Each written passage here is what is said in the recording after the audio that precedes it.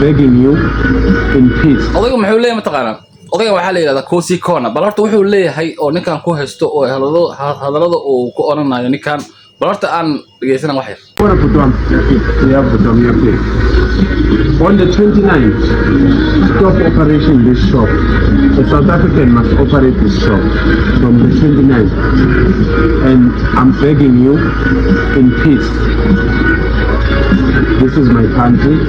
You are not supposed to own a spaza shop here in South Africa. I don't care whether you have an asylum or you got a study visa or you got a refugee status. It doesn't matter, my brother. Okay? meeshaan waxay la tahay waa qowteen dhankaas waqooyi ee South Africa dukaankaana nin Ethiopian uu furan yahay waa loo yimid waxaa laga tuugayaa saaxiibow waxa wado warqad qaxooti wado hadaa rabto wadanka fiisa ku joog hadaa rabto sharci ku joog nin noocaada oo kala ah oo foreign ah dukaan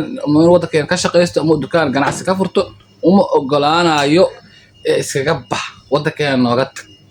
ama aysan meel fadhiiso marka ninka Ethiopia qarsan wuxuu leeyahay mataqaanaa aniga wadanka sharciyan ku joogaa sharci ayaa wadanka ku joogaa teeda kale cid waxay ma siiso waxaan qabanayaa dii ganacsiga aan xiro yaan u shaqeynayaa maxaa qabanaya uu leeyahay nin muuqaalkan saako soo dhacay ninkan waxaa la yiraahdaa Kosi Kona la yiraahdaa waa magacaas ugu yaabka badnaay wuxuuna micnihiisu yahay mar walba diyaaran ahay Kosi Kona mar walba diyaaran ahay oo dhigma magacaas uu micnaha alashan uu fasirma marka South Africa niyo hawa hadda ka soo diraysaa kulliba dukaanada la soo ritay in kastoo banaabaxayaashii boobtaanka tirada badnaa iyo rabshadihii xoga yaraadeen laakiin qolada match oo odagaan hogaaminayo ayaa meel walba ku filaarsan horin konton ay isku socdaan halka dukaanada yimaadaan albaabay isugu laabayaan booliska la socdo wax kama dhihi karo booliska kama hadli karo oo boolis markuu soo faragelin ma arrintan wuxuu leeyahay anigu wadanka u dhashay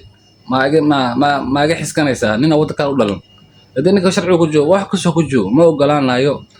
dhaqaalahayna iyo ganacsigeena in minaha la qaato oo dad ajnabiya aasiisan marka banaabaxi aan soo celeynaa foodii aan soo celeynaa aysan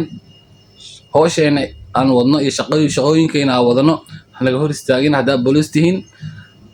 waa kaasaya muuqaalka sheer dhahayo hadaad follow yahay maaragtay follow soo dheh nabadii